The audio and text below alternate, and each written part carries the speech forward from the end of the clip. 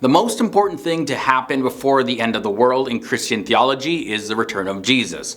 According to the Bible, Jesus predicted a series of events that would take place before his return. How's it going, guys? Welcome back to another FTD Facts episode. Leroy Kenton here. And for this one, I'll be exploring 10 surprising end time signs that Jesus is returning according to Christianity. Now, some of these aren't necessarily going to be prophecies of Jesus. They may be taken from other parts of the Bible that sort of reaffirm these signs. But either way, let's jump into this list. At number 10, we have the false religious leader, also known as the false prophet. One of the biggest signs of the end is that a great false religious leader will rise up. Now, he'll be successful in deceiving a large number of people. And what will be great about this false prophet's attitude and mode of operation? Well, he's going to oppose and exalt himself above all that is called God or worship, so that he sits as God in God's temple, demonstrating that he is God. This is according to 2 Thessalonians 2 verses 4. So yeah, he's definitely going to be a powerful figure. And this man will have supernatural abilities and will be able to perform great miracles, such as causing fire to fall from the sky, which is referenced in Revelation 13 verses 13. Next up, at number 9, we have drought and famine. Drought, famine, fires, floods, all types of natural disasters tend to occur in cycles near the time of Jesus' return. Now, in Matthew 24 verses 7, the words of Jesus say this: there will be famines. Famines around the world will spark fierce competition and strife among nations over food. As we all know, these things are happening in many countries all over the world. The next sign coming in at number 8 is earthquakes. Earthquakes will increase as we reach the end of time. People are affected by earthquakes all over the world, and the Bible actually predicts that there will be more earthquakes in various places before Jesus' return. And for those references, you can see Mark 13 verses 8 as well as Matthew 24 verses 7. Now, as the number and magnitude of earthquakes increase, well, they will become extremely destructive. And records show that we have exceeded the long-term average number of major earthquakes about a dozen times over the last 40 to 50 years. Coming in next at number 7, the gospel goes global. In the book of Matthew chapter 24, Jesus mentions another sign that will happen before he returns.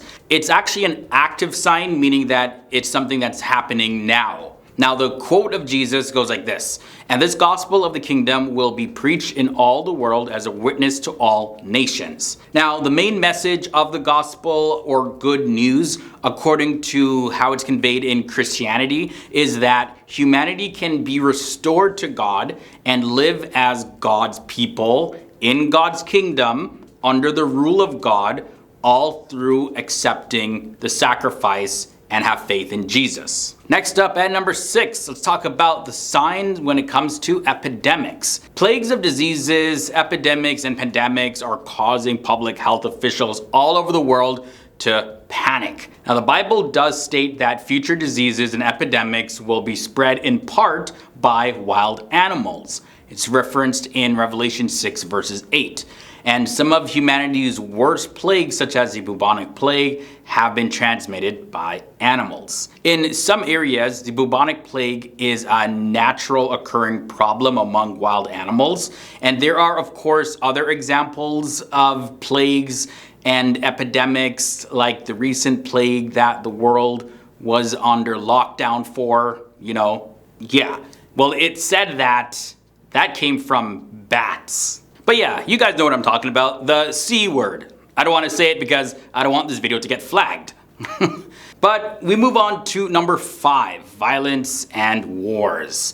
The book of Matthew contains Jesus' prophecy to his disciples about the state of the world just before his second coming. And you will hear of wars and war rumors. Make sure you are not troubled, because all of these things must happen, but the end is not yet. For nation will rise up against nation, and the kingdoms will rise up against kingdom. That's taken from Matthew 24 verses 6 to 7.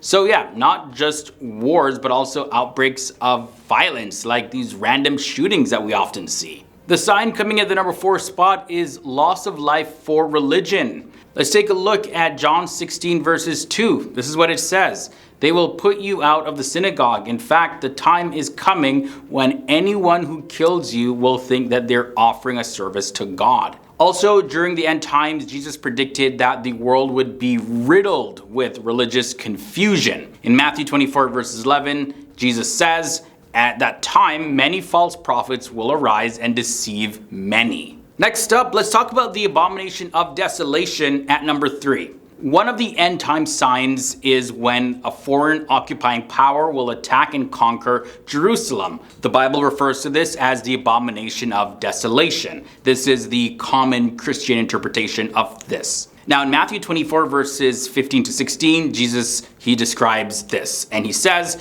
therefore, when you see the abomination of desolation, a heinous contamination spoken of by Daniel the prophet standing in the holy place, let those in Judea, today known as modern state of Israel, flee to the mountains.